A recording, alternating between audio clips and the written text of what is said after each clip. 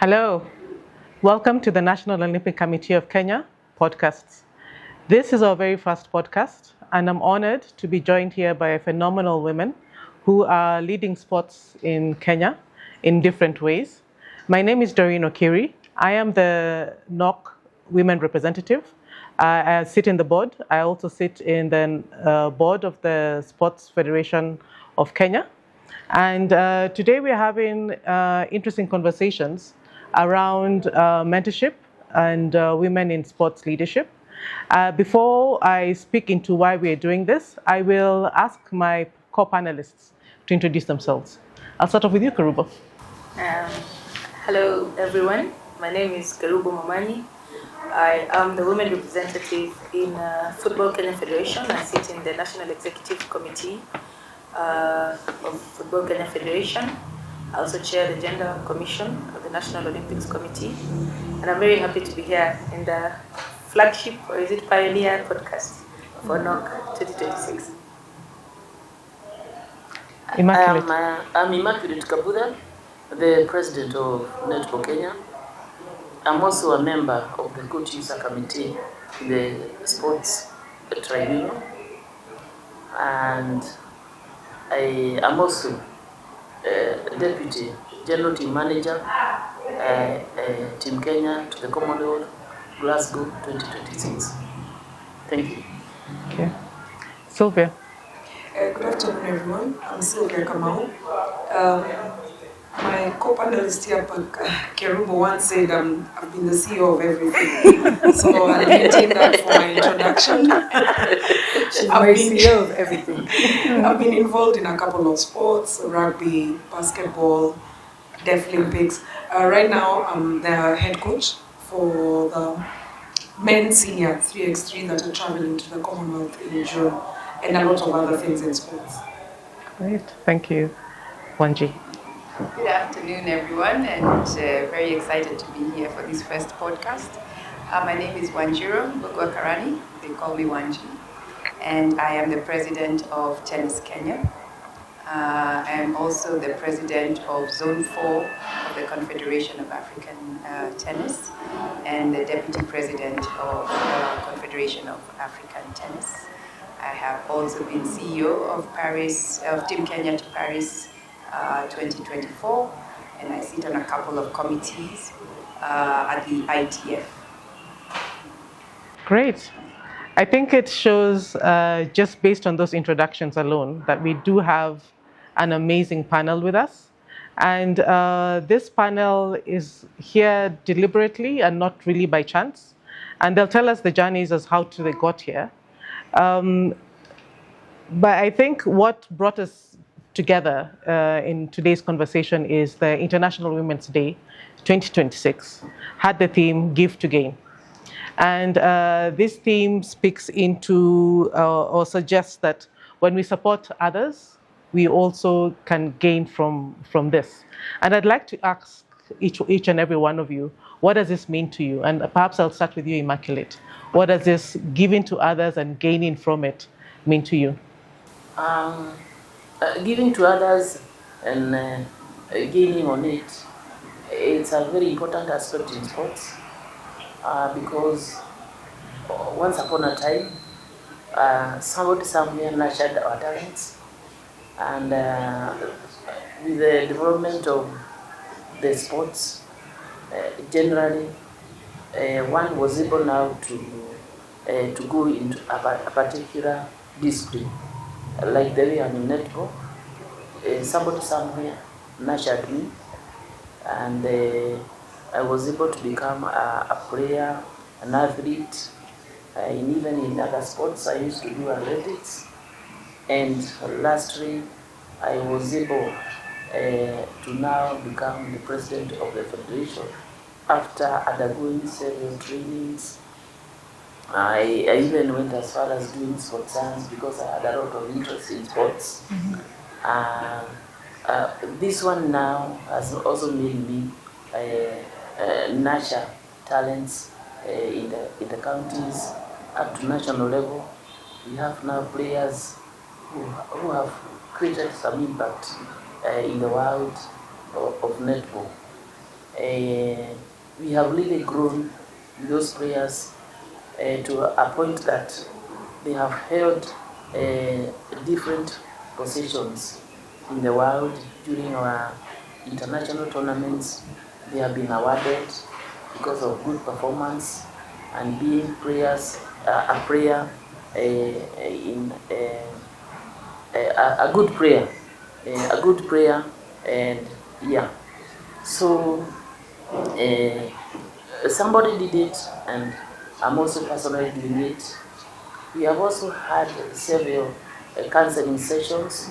You know, some days ago, some years ago, we never used to have this kind of forums, but because of the growth and development of sports and the professional part of it, people turning professional, a lot has come up. So we have to keep on now talking to the players, creating awareness on issues like drug abuse, and even praying to get money, yeah, to get economically, to be economically advanced. Thank you so much, Immaculate. You know, as you speak, I have to make it a bit personal because I feel between you and I have seen our mentor-mentee relationship grow, and to some extent, I feel like even as a mentor to me, you made some sacrifices. Could you tell us a bit more about, you know, what is it really like to be a mentor and the pains and the joys of it? Uh, to be a mentor, one of the most important things is you must have passion for doing it. You must have a lot of passion for doing it. You also have to create time for others. You also have to be economically stable anyway, because you have to give out something. No, not really to that extent that you need big money, just small things. Small things to motivate those people you are actually mentoring, and also doing it. If it is in sports like netball, you must know how to play netball. You must know how the technical issues about. You have to know almost everything, so that somebody can actually get something from you. Yeah. You must also be a very good role model. Discipline. There is a lot. There is a lot. In fact, in short, it is everything to do with good performance, good governance. Yeah. Yeah, I don't know how the other panelists feel, but there are so many good things. As women, we're already trying to be perfect in so many areas, and it seems like we are being the bar is being set even higher. We've been asked to do it elsewhere. But I'll just shift away from Immaculate just briefly and ask the same question that I asked earlier to Kerubo. What does give to gain mean to you as well? Thank you so much, Doreen, and my lovely co-panelists. Um, One of the things that I'm slowly evolving into is in acknowledgement that maybe giving last year is not necessarily the same context and meaning for me this year. And every year I have to be this evolving person in this position where experiences are opening me up and shaping me up and teaching me how to be a different person sometimes, a better person sometimes, a more self-evaluating person, and acknowledging that maybe you are not getting this right and you need to self-reflect and think about giving in a way that your recipients need and deserve, not in a way that you think is the right way to give. Of course, I like referring to this, and Lent is still on, so kindly indulge me. You know, I'm very Catholic. And I like to be guided sometimes by some of the saints. And I read a bit before I wake up in the morning, and okay, after I wake up, but before I leave my bed. And funny enough, just last week, after we had the engagement on International Women's Day, and I was reading The Prayer of Peace by St. Francis of Assisi. And it's very clear. He talks about it's in giving that we give, it's in loving that we are loved, it's in forgiving that we forgive. I need to act more on that part. And you know, when we talk about giving as leaders, what exactly are we giving? It's not necessarily in the context, the literal context of, I have this, take it. You give so much more as a leader. You give your time. All of us have come from wherever we've come from, some further than others, to sit here together and to engage and to talk. And it's a resource no one can pay for, no one can value. You give your energy, you give your skills voluntarily, you give your networks for free. You sit and you make a phone call and someone asks you, Wanji, can I get this? And you pick and you call Sylvia or you call Kerubo, and that is a resource. That is a personal resource, a personal relationship that you've cultivated over so many decades. But you give it freely because you're a leader and you need something else to grow, something that will never benefit the person you're calling or never even benefit you as an individual. So one of the biggest challenges I've had, and I've really been self-reflective about in this month of March, is what do I need to give as a leader that will gain the sport outside? And without me necessarily receiving, because also what can we get back? I will not sit now and tell Doreen, now you must give me 10 million thousands because I'm here and I'm giving you an hour of my life. No, but is there someone maybe who will sit and listen to us and think, maybe if these people can give so little or so much of their this and that, can I also go elsewhere and give in a different capacity or in the same capacity to someone who's also not able to pay back? And just like that, the world will be a bit better, a bit more peaceful, and the sport will grow. So one of the things I want to be, and maybe challenge some of us who are in some of these spheres of influence, to be more deliberate about, maybe in the next year, is to give things that cannot be measured. Maybe be more deliberate about giving time to things that cannot really be written and said, as a president, I was supposed to attend this meeting. That is on your path. That is one of the things. But what can we do as over and beyond? What can we give? Is it having lunch regularly with athletes who are coming up and talking to them? Or is it having lunch maybe with young leaders, which I can tell you Kina Immaculate and Sylvia have done for me so many times. They sit with you and they listen to you and they guide you, and sometimes they have to knock you a bit to come back to the path. And is that something we can maybe challenge ourselves to give a bit more so that we can create more value? So in as much as I'm supposed to be very wise, this is also a very self-reflective moment for me because, as I said, I'm learning every day. So for me, this month has been a month of reflection. What can I do to be more? What can I do maybe to learn more? And to be a more effective leader wherever I am. Yeah. So I'll pass on the same question to Sylvia. And Sylvia, allow me to call you Sly from time to time so that so this conversation is real. Yeah. But so just going back to the theme, give to gain, when it means that when you support others, you also gain from it. What does this mean to you? Thank you. I'm known as Sly actually. Sometimes when you call me Sylvia, I don't even think it's me. Yeah. So I'll pick up from where Kerubo left.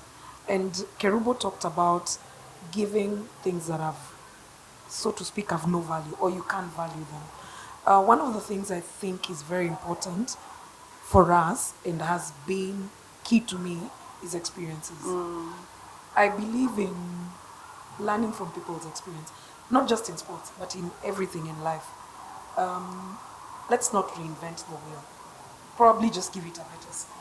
So I came to basketball, I found people doing the same thing, coaching, playing, and all that.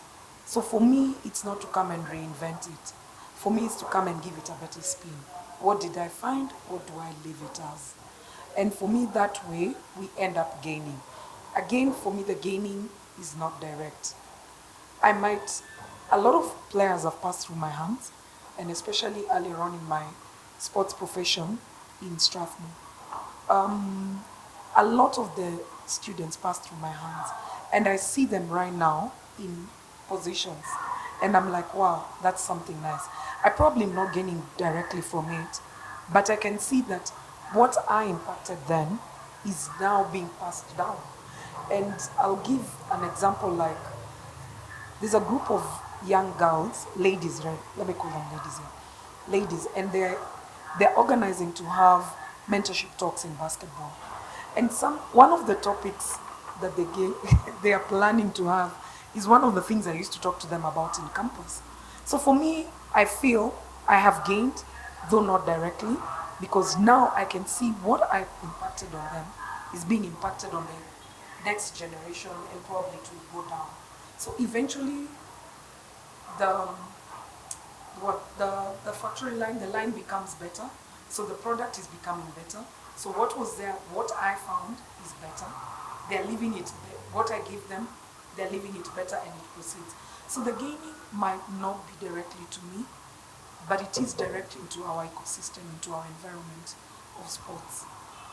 Yeah, so for me that's what I feel give to gain means. So we must endeavor to give. It doesn't matter to either someone lower on your level, higher.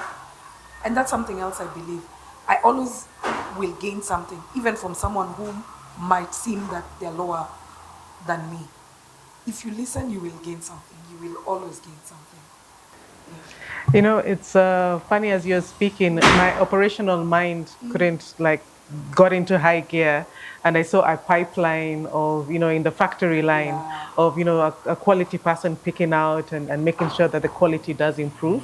So, and I think that is such a important point, because one of the things that we hope to do is that we do not have women take up roles just simply because they're women, but we have the quality of the leadership, the quality of what they're contributing, whether it's coaching or technical officials, does grow, does become better.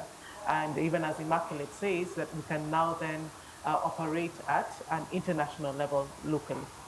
So I'll pass on the same question to you, Wanji. What does Give to Gain mean to you? Let me just say I loved this year's theme because I am the true personification of Give to Gain. In my younger years, when I was a university student, I became an administrator, I became a coach. But in all those spaces, there was always this one person who encouraged me and who told me, let's go, you can do this. I didn't think I would be a coach because at that level, to study a level 2 coach, it's like, I know you didn't know I'm a coach also. It was one of the hardest things actually I actually did because the exams were rough. But it was such a male-dominated field that when they told me, I was like, but they held my hand, and that year we had the first two women in Kenya to do ITF level 2 exams. So I didn't do it alone. Somebody had to tell me, come, you can do this, and therefore I did. As an administrator, I did this whole project in campus. It was a research paper, and of course I loved tennis because I was a player. And my research paper showed that for tennis to grow, we needed to have a secretariat. There was no secretariat at that time. So I got my papers, my research findings, and I decided, I'm not going to sleep on this thing because it affects the thing that I love. And so I marched to Mr. Kanani, was the president at that time, Kerubo's friend here. Yes. And I went there shaking. I was a university student, and he was this big boss at KCB. But he agreed to see me. And when I was there, I presented to him my findings, my research findings, and and the showing that we needed an office to be able to communicate and dispense all the information that was needed for tennis. And then he didn't take and sit with it. He told me, oh, very good. So you go and start that secretariat you're telling me, to do. So again, it took somebody to tell me, you can do this. And therefore, for me, I find that Give to Gain is just perfect. I have also found that when you give, you don't lose anything. I always learn, like Slaya said, from the people that you're giving. Again, the invaluable things that you learn is experiences. So I've had so many experiences because in many of the places I've been, I've also had to pioneer it. You see, now I was in the office, I have no clue how to type, I have no clue how to do letters. I used to go take the letter that I've done to Mr. Kenani's office, and it's like, it's not the way you do a letter. So I have to sit there for a whole hour as he teaches me how to address the letter, how to finish it, and things like that. So I find that experiences are so important. So when I mentor, It's not that now we are having a mentorship session. It's just sharing my experiences. Right now I have a new administrator, and I found myself doing the exact same thing. This is not how you do a letter. Come, I show you. You cannot have spelling mistakes. Look, circling, the same way I was taught, So experiences has really been my way of, giving what I have been given. Yeah. And also mentioning the coaching bit, because I didn't know that as well. So I've learned something new here. Yeah. But talking about coaching, and very fascinated with what FIFA is trying out. High performance coaching for the women's team, you have to have at least a woman as head coach or assistant coach. Yeah. Did I get that right? And announced this month of all months? Yes, so I think when the announcement was very timely, and also when they announced the first ever FIFA Women's Series, which luckily enough will be held in Kenya, of course, in the month of April. So FIFA has really tried to be progressive about gender issues. So they announced this month that, of course, for all the high performance, high level teams, especially the national teams, and at that level, we have to have at least one head coach of female, or at least first assistant who's female, to include, I think, to bring in more of the technology transfer and to spread knowledge. It's a bit progressive. Initially, CAF had tried something a bit more radical, because initially CAF had said, you know what, we need all female benches, especially for certain age grades. And it was not very feasible, and we learned that coaches were stagnating, they were not growing. They were putting together, this is their own findings, of course, I was not part of the research. They were putting together teams of people who were, because they were female, not necessarily because they were the best or the most qualified. So there was a bit of retraction on that. It was never an official policy per se, but it was a best practice that was really nudged and encouraged. So currently, the best practice is to include as many females as possible and as are qualified, but of course on qualification basis. There are some places which we do not negotiate. A team manager, a team physio, so at least must be the same gender as a participating team. For the FIFA, is really encouraging, because one of the things it's forcing us to do now is more capacity building, so that you have a bigger pool to select from, so that you don't go back and complain and say, you know what, you're forcing us to enforce this, and yet there's not enough persons at this caliber. Yeah, so we're very excited by that news. It's been good for us. Can I chime in on just this coaching Yes. thing? Because I've sat in a board meeting where it was heated. Why? Because we needed to choose a coach for Davis Cup. And Davis Cup is the men's, the World Cup of tennis, Yes. the men's section. And our top coach at that time was female. Yes. We were all in agreement that She's the top. She's the top. She's the best we have at this point. And now it's a men's team. And so it was a heated board meeting, over, do we choose the best? Or do we choose, yes, exactly, or do we choose according to gender and so many things? No, this is tennis. You know tennis. Yeah. They are so progressive. They're even starting to become irritating. Progressive is the word, because at the end of that meeting, we agreed, guys, we are going to choose the best, whatever happens. The world was not ready for a female coach to coach a men's team. So Coach Rosie, it was Coach Rosie who now, she was okay, she managed the team, and, everything went well. Until she traveled with a team to whatever country, I don't remember what it was, and then found that all logistics were only geared to men. Yes. So what happens usually is, because the team is, they're all male, even the female changing rooms are usually converted to men's changing rooms. So she has no bathroom to go to. She has no, because, what do you mean? How are you having a female? And so we always pride ourselves as, a federation that forced people to start considering that we could have a female, we call them captains, a female captain for a men's team. Yeah.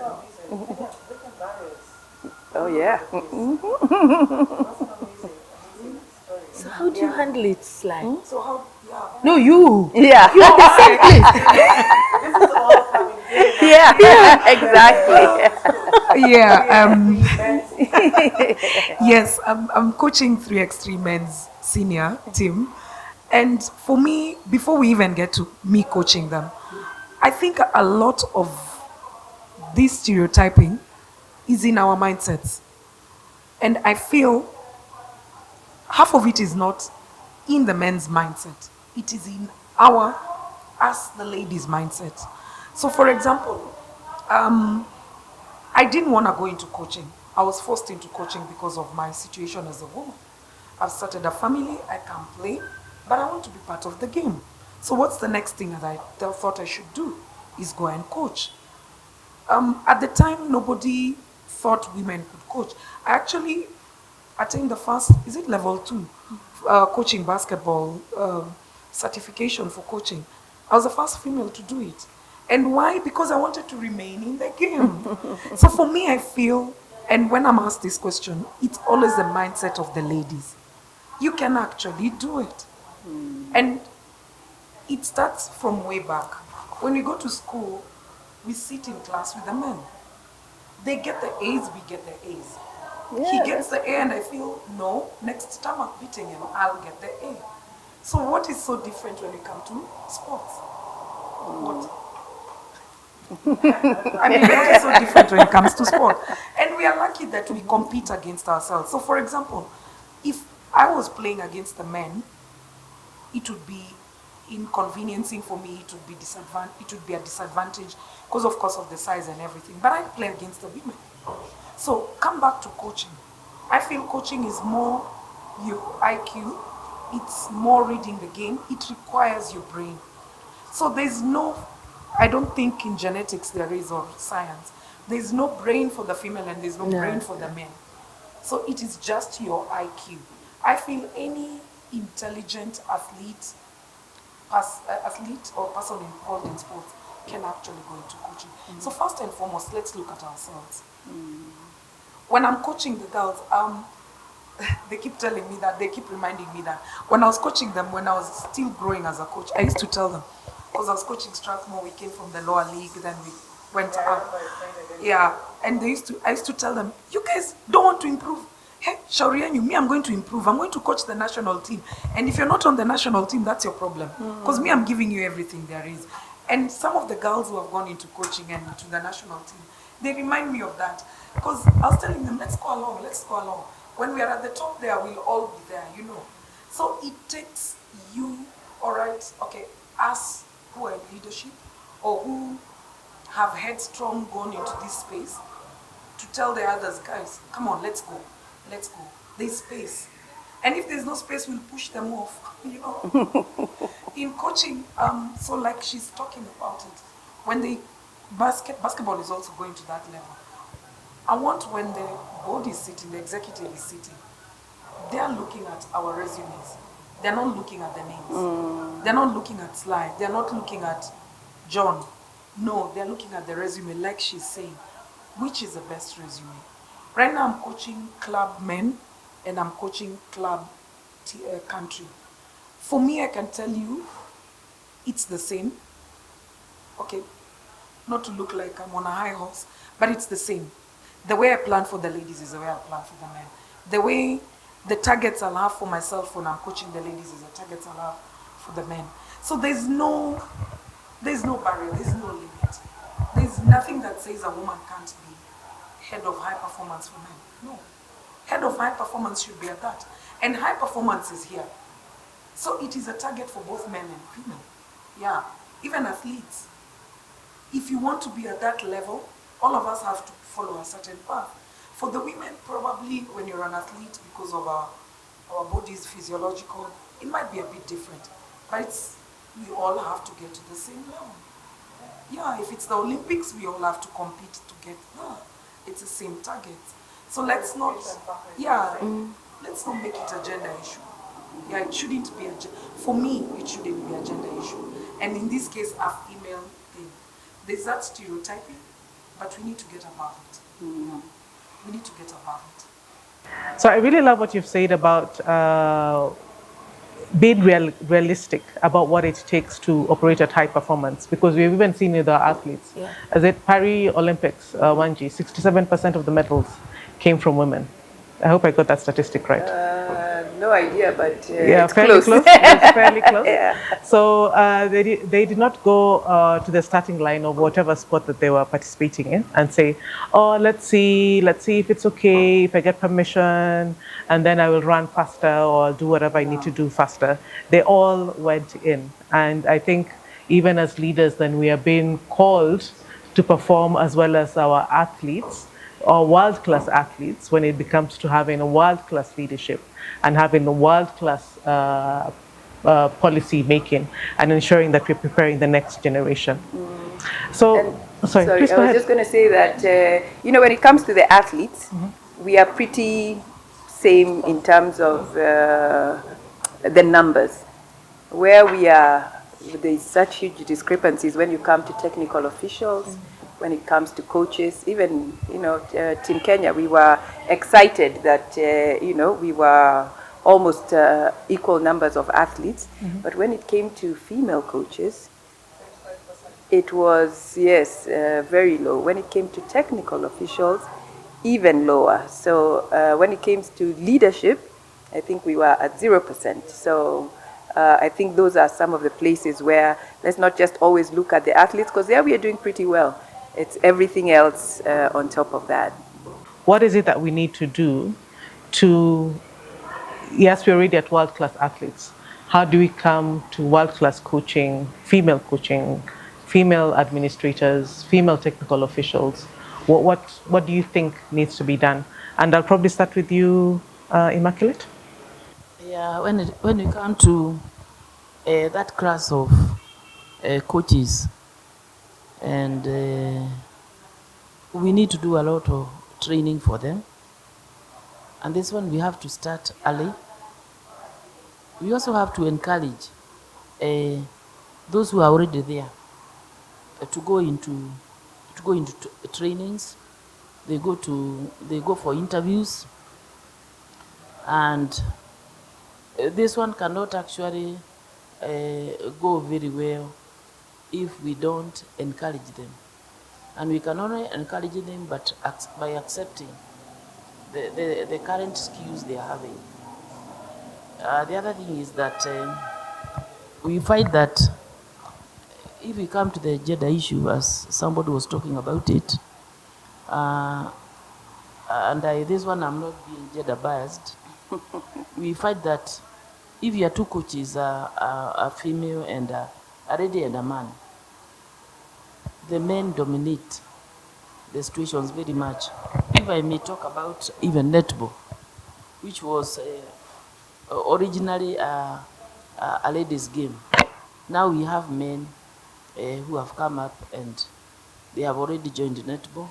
In fact, our men's team, they have a bronze for Africa.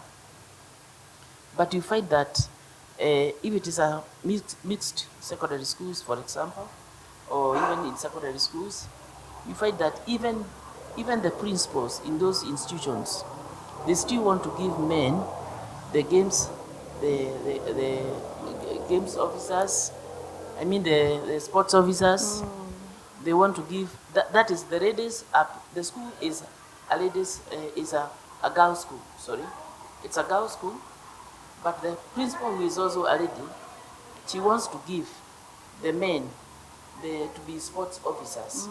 So if we have two coaches, a male and a female, it goes without saying that the male will dominate the women.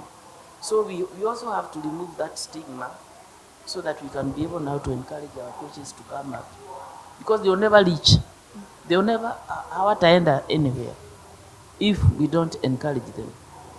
And of course, having several local courses, regional courses, national courses, so that they can now be able to go and become international coaches. So there's a bit of work to be done. And then there's this belief that a single person in a federation, it's the only person who can be a good coach. So we have to encourage all of us, those who are in leadership position. They should also encourage the upcoming coaches so that they can be able to actually to be, yeah, to climb that ladder. Maybe if I can add on to that, I think one of the things that we've not done well as a country, as a people, probably not the leadership, but at our levels, the grassroots, we are mothers here, at our family levels, is that we have not made it very clear that sports is a profession. And I'll give that as my example. These days, my mom sits and wears shirts for Kenya. She's like, hey, you see my daughter? But growing up, when I was in high school, my mom did not want me playing. And I tell this story even to her friends, and she's very upset. She didn't, and if she watches this, she'll be upset again. She did not want me playing. She wanted me to go to class, sit, be a doctor, be something else, which I did. And even when I went to campus and I did my degree, I have a degree in accounting, become accounting, and I didn't go that way, she was still frowning. My late mother-in-law frowned at my career, and she was like, your other sisters are bankers. You know, they're not telling you outrightly, but they're telling you, why are you in this field? So for us, we need, and that is a family setting, we need to tell every child, sports is a profession. We can earn a living out of this sports. Once we do that, because you see most of the girls, once they play sport, because they're playing it as a hobby, as something else to do on the side while I'm in campus, once I start working, something to keep me in shape. After that happens, once they finish their athlete lifestyle, they tend to now veer off back into life. No. They need to understand that you can actually finish your active career in sports, in playing, and leap into the leadership roles.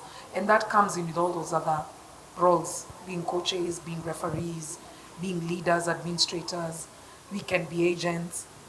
If we take again the other part of this, that is education, seriously.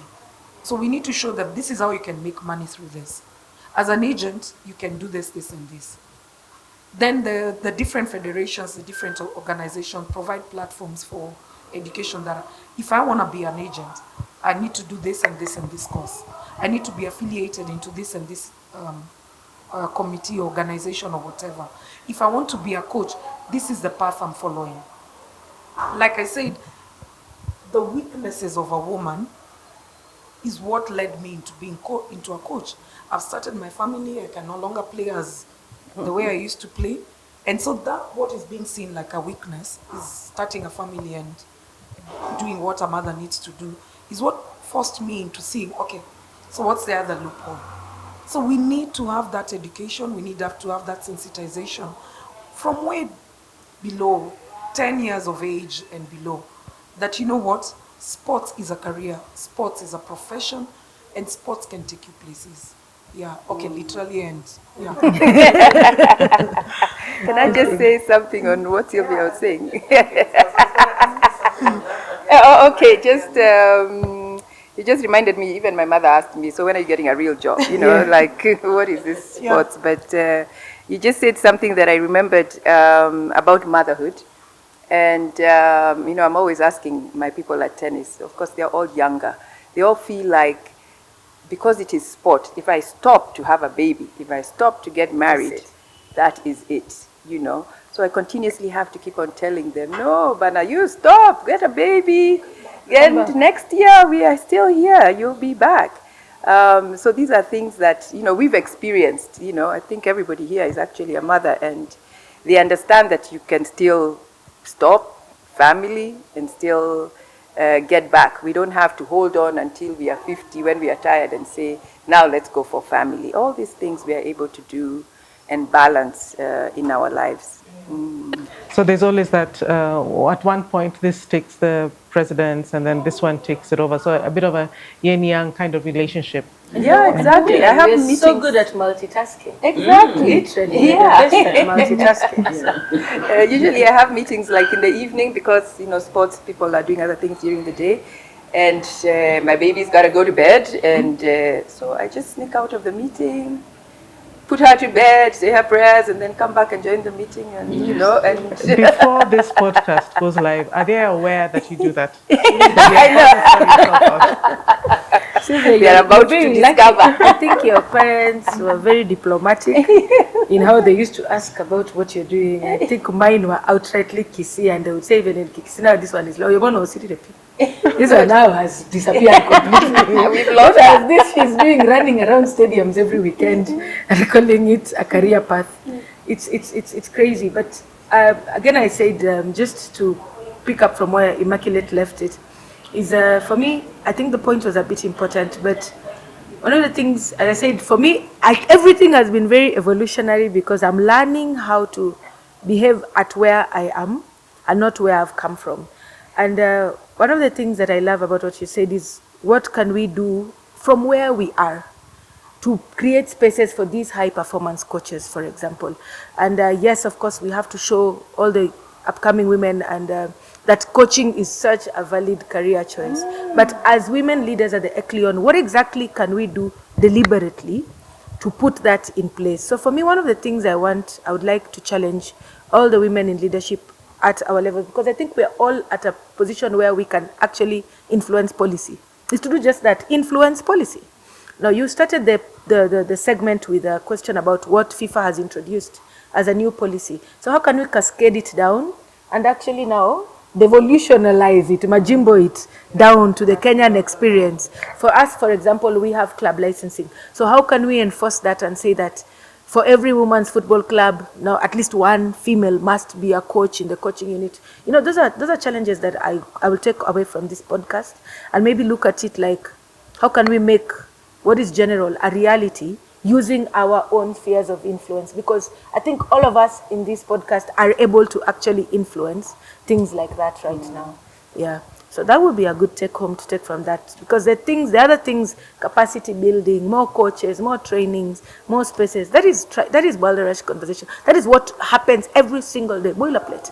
We are all pushing for more money, more resources, more coaching, more what. But then now all these women we are training, where are we taking them?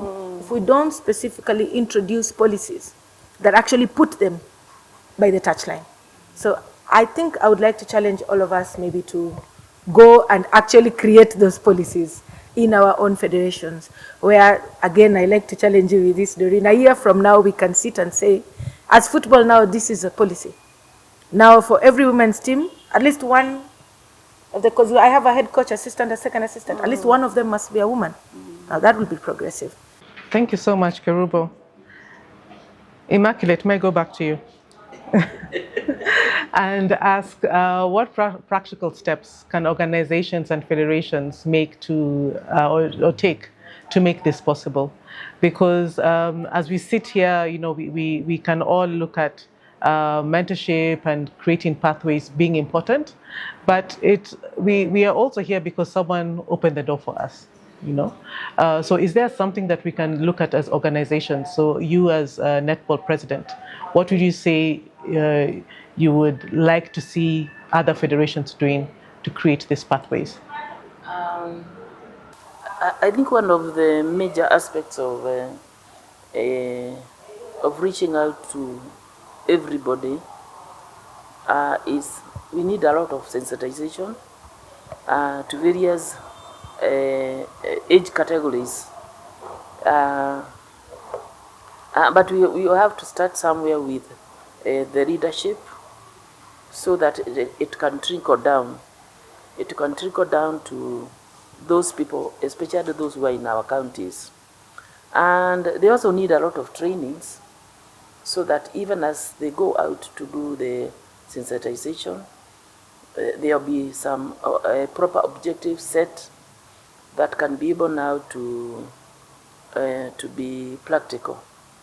The other thing is that those people who are in the leadership positions, they should also actually be very, very mobile. they should actually be able to reach as many. Let me go back again to as many counties as possible, because what we have at the top, we have to come down from machinani kabisa. So I would also urge our leaders also to be good role models, as I said earlier. They also have to do it. And then mostly the technical people, our coaches, our referees, our umpires, they also have to be trained properly so that they can also reach international standards. If you look at most of our federations, we have very few people who can be able to man international tournaments or international events. So there's a lot we have to do so that we can be at par with the rest of the regions and the world. What would you, or what advice would you give to emerging women leaders about building strong networks, seeking mentorship, stepping confidently into new roles? What would you tell them that they need to do or not do in order to make that happen? With the upcoming leadership, I believe that first of all, they have to assert themselves. They have to assert themselves, and even before they assert themselves, they also have to accept that all of us, we are no born leaders. You can be a leader in your own lights, but you also have to look at the wider picture of those people who allowed you. And in sports, you have to be a good sports person. You have to be a good sports person who have the knowledge of the sports, generally sports, and then when it comes to your particular discipline, we have a very big problem with women being in leadership in the federations. So we also have to do a lot of work so that we get more people coming up by going to them, by mentoring them, by calling them for these workshops. We have to have several workshops so that they can also see us. They can also see us and try to emulate what we are doing. The other thing is that the leadership in the federations, we have to talk to them so that they can allow the young ladies to take up even these positions. And since we have to start somewhere, we have also to enforce sort of the 3/4 gender. Is it 2/3? 2/3. 1/3. Yeah. 1/3. 1/3 gender issue in all federations, because as we talk, we have very few leaders who are at the top. The presidents, they cannot reach 5. I think we have 6. yeah, we have 6 in the country. So it's now up to us now as leaders to encourage the others, to encourage the young sportsmen and women, the sports ladies, by the way, to take up the leadership positions. But this cannot really be done alone. We have to get together and encourage them. And I must say, at a personal level with Kerubo, one of the reasons that we bonded when you first met was she said on stage that, you know, we should not have a meeting and then the meeting is over, we come back a year later and we're in the same place. So being impactful is very key, and these kind of things that we're talking about are really going to help us to get there.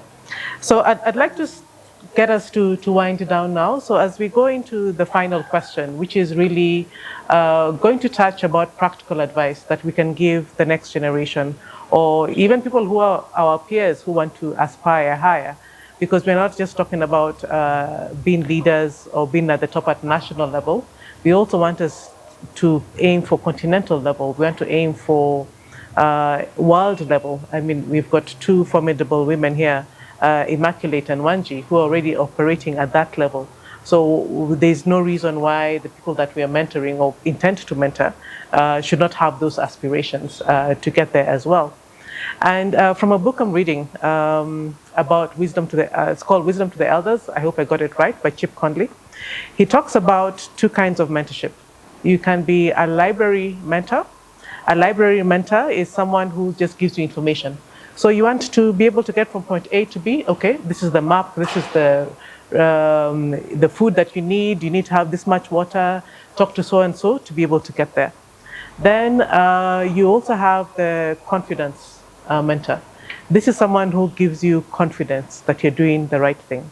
So what this could look like is someone who tells me, yeah, that's what you're doing is the right path.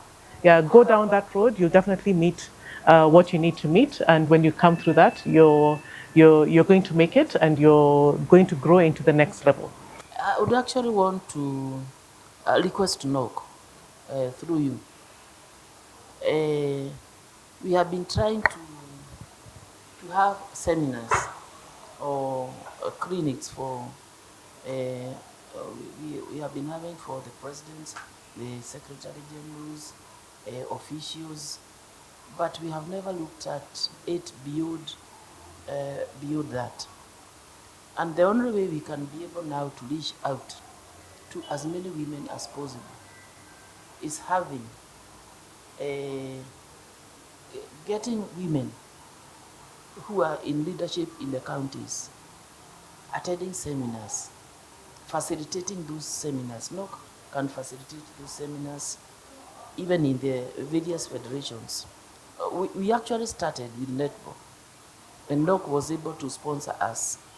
And we got from the 47 counties, we got women who came to Kasarani, and they were spoken to, and we have started seeing those fruits.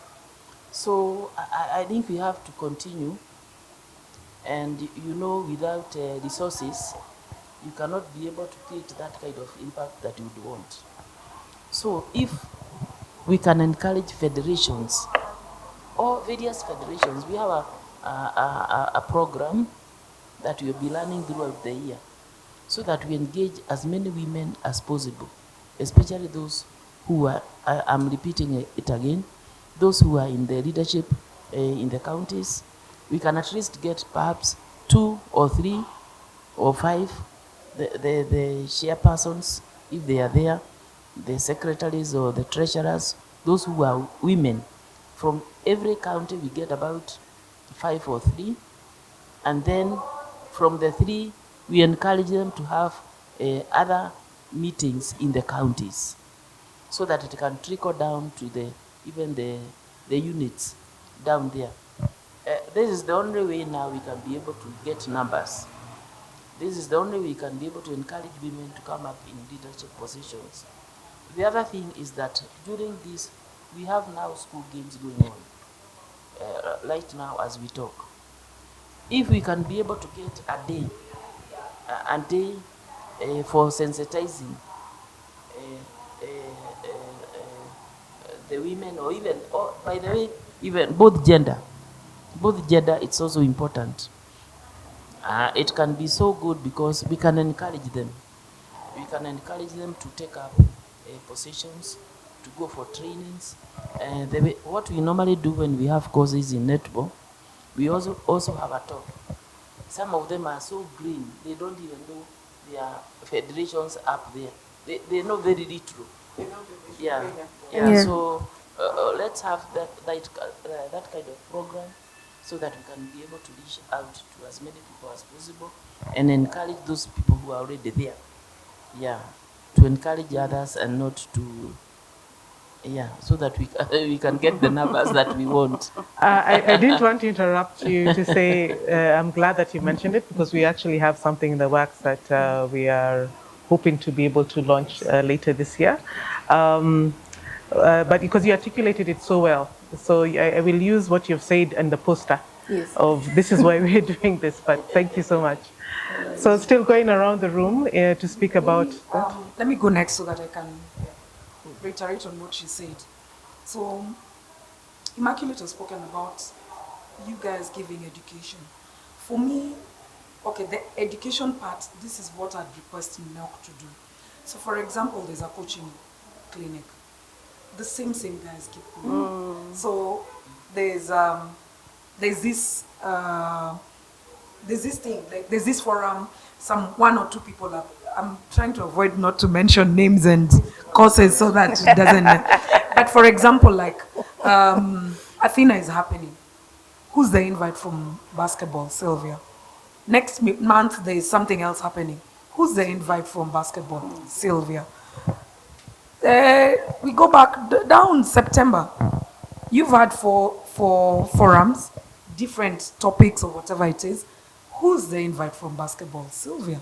Now, if I'm a gatekeeper, this never gets done. It never gets done. And I have that experience. As much as I look exposed, but I am complaining about that. So you find that if I'm a gatekeeper, or even if I'm not just being a gatekeeper, but probably I don't know how to cascade this downwards, it ends with me. So yes, yeah. I think we had this conversation at the sidelines of the Africa Women's Championship Rugby, the two of us, and I told you guys, you keep educating the same people, the same people. Same thing. The problem about that again is probably my capacity. My understanding capacity can only be this much. So try someone else, So let's have, for example, 5 level 5 coaching instructors. Let's have 5 instructors in coaching basketball. It means if I can reach 5, now we are 5, we're reaching 25. As usual, as she said, let's make it policy that out of these 5, 3 of them are women. So I am reaching 5 extra women or 5 extra girls. So that's a challenge I find that you need. It's something probably you'll have to take up, that make it diverse. These trainings only happen in Nairobi. If I don't have the capacity and resources to come from Kisumu, Kakamega to attend these trainings, I am left out. Kakamega is left out. Marsabit is left out. Incidentally, last year I went for scouting, Northeastern Games. Girls are playing basketball, girls are playing sport. With all their challenges, they're playing sport. Once in a while, you'll find 1 or 2 organizations going there, but who has reached out to them?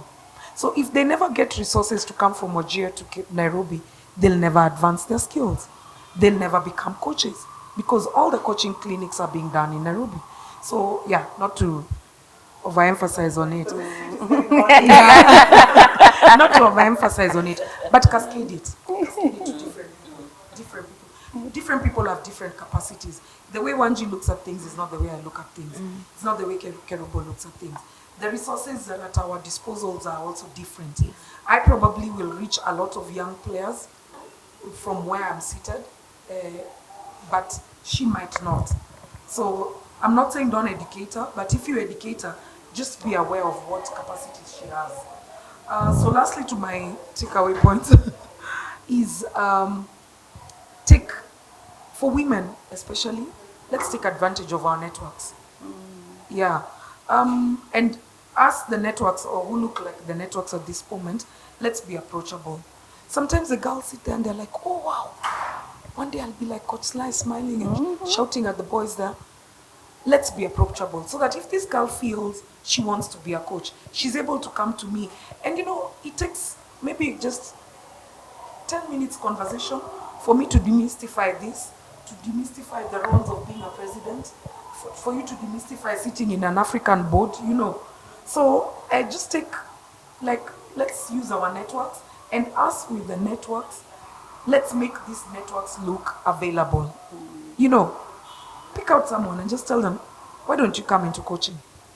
And like you said, the second part of mentorship, I love the second part. Yeah. The confidence one, yeah. Because I don't know how to do the library one. I probably do, but I don't know. Yeah. But for me, it's easier if you come and tell me, Coach, I want to go into coaching. I'll tell you, Kuja, let's go to the field. Yeah. Let's do this, do that, do this. And I feel that has more effect than me being able to sit here and like talk. Unfortunately, okay, podcasts reach that much, but let's be on the ground. Let's be on the ground. Let's be the networks and let's give our networks freely. And I think that's what is called mentorship, I think. Yeah. So let's give our networks freely and let's use our networks. I think I love what Immaculate was saying about, bringing different women into a room for leadership. But also this has been done a lot. And what I'm looking at is, can we be bold and courageous enough to do topics that might be a bit, what's the word? Uncomfortable. Uncomfortable, yes, uncomfortable. Yes, so I'll give an example. ITF has this program called Advantage All. And one of the topics that they had that, really shook everyone was how to run an election for women. So women were put in a room, and the ones who have been successful were able to give their experiences. Like I'm sure Kerubu here has a story and a half about her election. And elections are scary, and we always get scared because every time somebody says, the men were like, why, how can you teach them how to run an election? That should be for everybody. But anyway, ITF were brave enough and, they came out with this topic. So for me, this would really work if the topics were, were designed to be able to give us the tools to be able to get into that leadership, not generally, but really targeting it. And also when I had, Kerubo talking about policy, I think the policy is extremely important. But when you go back, once you have that, and we have coaches, you find that maybe because we've been doing this for a while, so we have coaches who are level 2, level 3, but in their mindset, like Sly is saying, they don't feel like they belong. They're not feeling like... Exactly, yeah. So also, I think that's something that, we must tackle. We must keep on telling them that they belong in these spaces. Give them the courage, the confidence to be able to say, I belong here. I'm as good as the men. So just a paper is not enough, as we have found. We need to go that extra mile to keep telling these women in all those positions that it's okay, you belong there. When I stood for the CAT presidency for this zone, it was one of my greatest fears because everybody told me, no, go for women's rep. And yes, and we'll support you. So I knew women's rep, I've got this. But I still felt my constituency was East Africa because, I had so many thoughts and ideas of how we can improve and what have you. And so eventually I just had to pick up that courage and go for it, win or lose. And one of the things I learned, it's okay to lose, which I feared before. So when I'm deciding which position to go to, what I was deciding is whether I want to lose or whether I want to win, or do I go for the thing that I really want to do and I have, and I can lose. So the minute I got, I told myself it's okay to lose, I was able to go for the position that I felt suited my skills and what I had passion for. So I think these are the things that we need to really be telling the next generation, that it's okay to lose, just go with courage, be bold. So we should remind each other that it's sometimes what you're fearing is more in your mind than in actual reality. And you also can learn something through the loss if it were to happen. And thank God you didn't lose. I know. And I might have a different story if I lost, but anyway. There you go. At least you'll be a philosopher. Exactly. Oh, Kurubo, advice and final words. Advice. You use that word very loosely when it comes to me. I don't know that I have any wisdom to dispense, but I can speak from what I've seen at least. For our athletes, our female athletes, you lovely little people under us, be disciplined. Work hard, be talented, but most importantly, be disciplined. Discipline will keep you in spaces talent can only get you. Yeah. Only discipline will get you there. Only discipline can keep you at a certain level. So work hard, all those things, blah, blah, blah. But most importantly, be disciplined and enjoy your youth. For our up-and-coming administrators, managers, everyone in the ecosystem, be teachable. Absorb everything you come across. What doesn't make you better will teach you a good lesson. But at least absorb everything, be discerning, pray for discernment every day, and learn what works, what doesn't work, but be teachable. I think that applies for all human beings at any level.